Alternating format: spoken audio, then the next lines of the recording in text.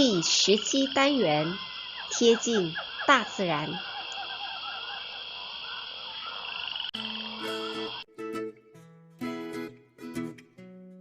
同学们，第17单元我们要学习的是和一篇露营有关的课题。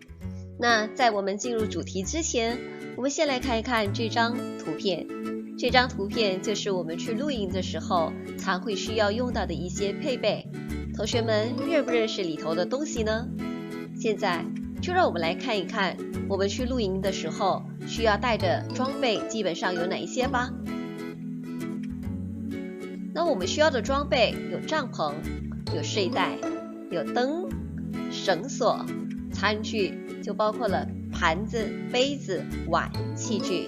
那当然还有你个人的卫生用品、急救箱以及指南针。当然这里还有好多东西是需要带的，老师没有一一的为你说尽，自己好好的仔细去观察图片吧。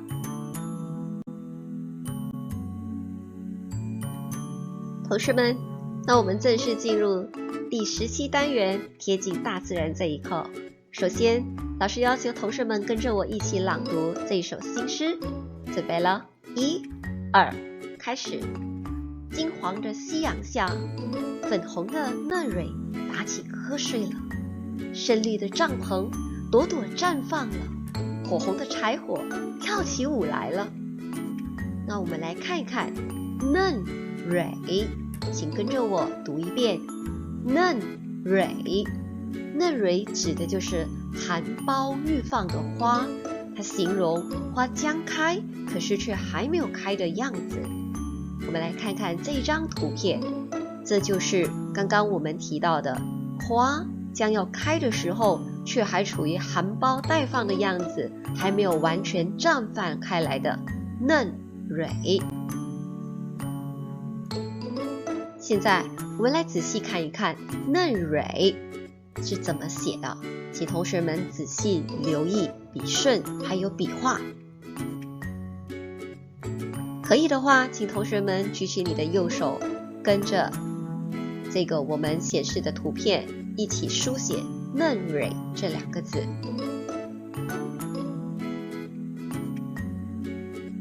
好，紧接着我们来看一看帐篷，请跟着我朗读帐篷。那么什么是帐篷？帐篷就是我们去露营时必备的东西，它撑在地上，遮蔽风雨，遮蔽日光，同时供临时居住的棚子，通常是用帆布做成，连同支撑用的东西，可以随时拆上拆下并转移阵地。那这个帐篷成了露营不可缺少的物品。同样的，请同学们举起你的右手，我们来疏空帐篷。请认真的学习帐篷。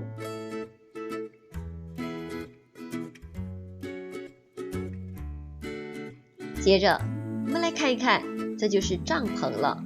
那同样的，帐篷不一定是只有深绿色的，其实帐篷可以有很多很多的颜色，可以有粉红色，可以有红色、蓝色、黄色等等，什么颜色都可以。那么我们来看看，在诗中他说深绿的帐篷朵朵绽放了，这边指的是什么呢？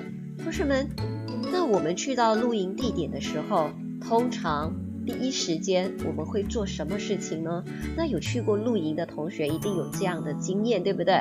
我们打扫了我们的露营地之后，我们就会把我们带去的帐篷搭起来。那我们找了合适的地方，找了适当的，或者是我们讲的就是非常适合露营的地点，我们就会把这个帐篷搭起来。那这里的这一句话指的就是去露营的同学们，或者是去露营的小朋友们，把一个个的帐篷搭了起来。那我们来看一看帐篷被搭起来之后的那种情况是怎么样的。那同学们可以看到这张图片，有好多小朋友去露营，对不对？那我们可以看到，这些帐篷不是只有深绿色的，它是五颜六色的。接着，让我们继续朗读。准备，1、2，开始。第一次，我们期待夜晚降临，如同盼望朝阳升起那么热烈。那同学们想一想，为什么大家都期待夜晚降临，如同盼望朝阳升起那么热切？同学们，我们都知道，如果你去过露营，有过露营的经验，很多活动都将会在夜晚进行，对不对？比方说有大家都喜欢的萤火会，可能有烧烤会，可能会围在这个萤火前面唱歌跳舞。所以大家知不知道为什么这么盼望夜晚降临呢？我们来看一看。因为晚上就是有刚才老师提到的萤火会，而且大家可以一起唱歌跳舞，又可以吃吃喝喝交流聊天，所以这个夜晚是非常热闹的。让我们接着念，准备，1、2，开始。当暮色如水淹没了视野，一颗颗星星在天空点灯，一捆捆柴火在大地点燃。我们还是继续念着这一段啊，准备，1、2，开始。我们围着一团萤火，无拘无束，欢歌起舞，笑声如浪，萤火熊熊，周遭的黑暗仿佛一步步撤退。现在让我们来看这标示着红色的这些词语，跟着老师念一次，无拘无束。我们再念一次，无拘无束。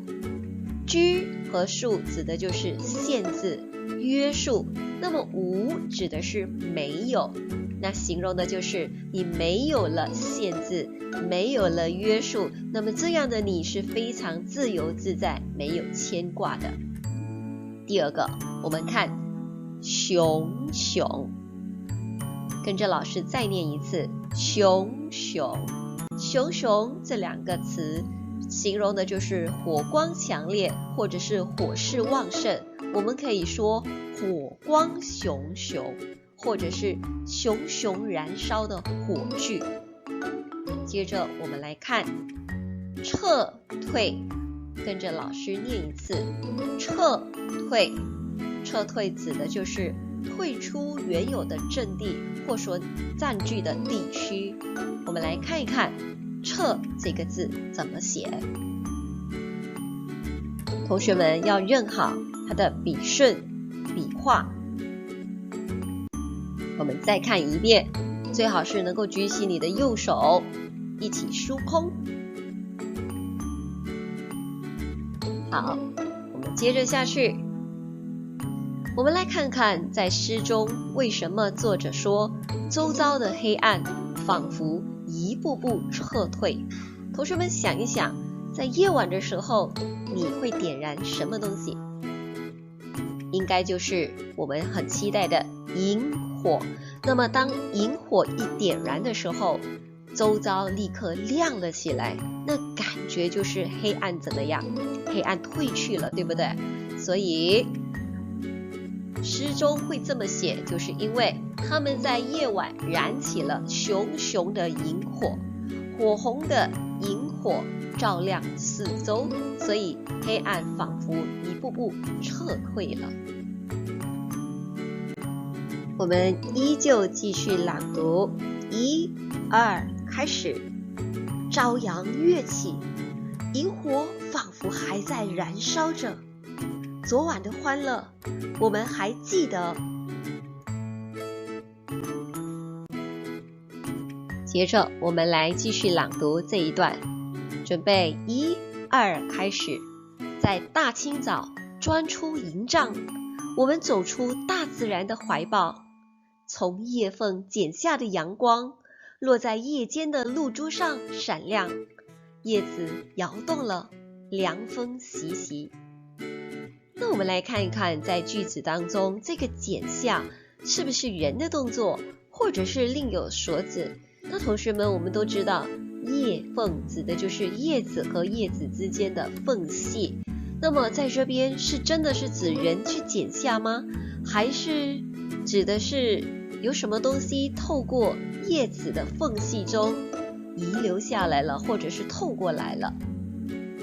那其实剪确实原本是人的动作，但是在这边指的是阳光透过叶缝落下来了。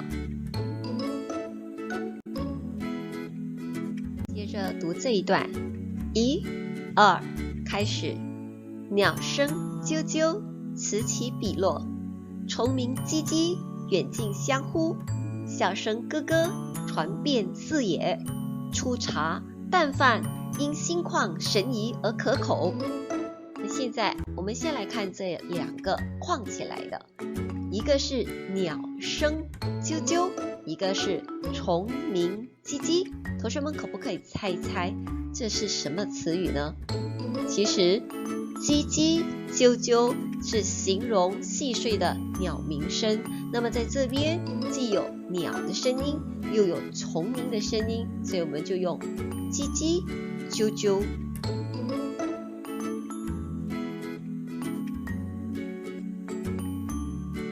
我们再看心旷神怡，心旷神怡，旷指的是开阔，怡指的是非常愉快，所以这句话指的就是你的心境非常开阔，精神很愉快。那同学们出去旅游，出去露营，出去野外踏青，那感觉总是非常的美好，因为可以亲近大自然，可以和朋友们在一起，可以互相玩闹，可以抛掉平常课业上的烦恼，一些心理上的压力，所以大家自然的就会心旷神怡。好，现在我们再来看这个框起来的字，啾啾、唧唧、咯咯。那同学们，刚刚我们已经解释了鸟声、虫鸣声，那么笑声指的是谁的声音呢？那就是人们在欢笑的时候发出的声音。所以这三个词其实它指的就是各类声音的词语。我们继续朗读了，1、2，开始。寻宝游戏开始了，我们跨过一条条湍急的山涧，我们翻过一道道险峻的山径。现在我们来看一看湍急，跟着老师念一次湍急。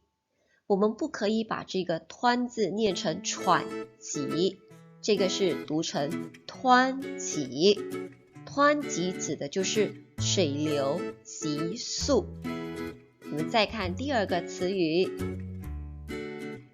山涧，跟着老师念一遍山涧。山涧指的就是山间的水沟，那么山涧流水淙淙，那么淙淙指的就是流水的声音。那我们继续念下去了，1、2，开始。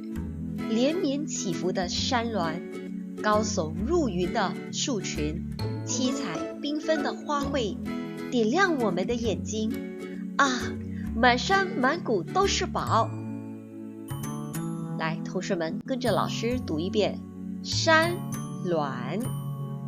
山峦，绵延的山就是指一座山紧接着一座山，就叫做山峦。那我们可以看到图片，这就是山峦，就是这一座山头紧接着下一个山头，在下一座的山头，这个就叫做山峦。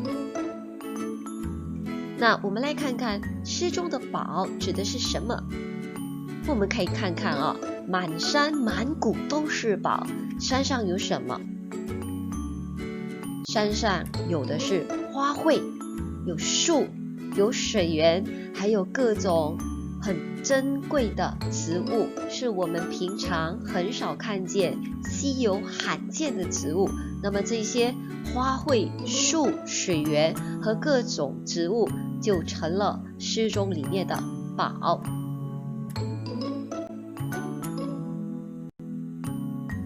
最后一段啦，1、2，开始。满山满谷的花香，满山满谷的绿浪，让我们深深陶醉，让我们流连忘返。跟着老师朗读陶醉，请跟着我读一遍陶醉。什么是陶醉？陶醉指的就是你沉醉于某种事物或者是某种境界里面。我们来看看陶醉怎么写呢？同学们仔细的看一看，尤其是笔顺一定要写得对。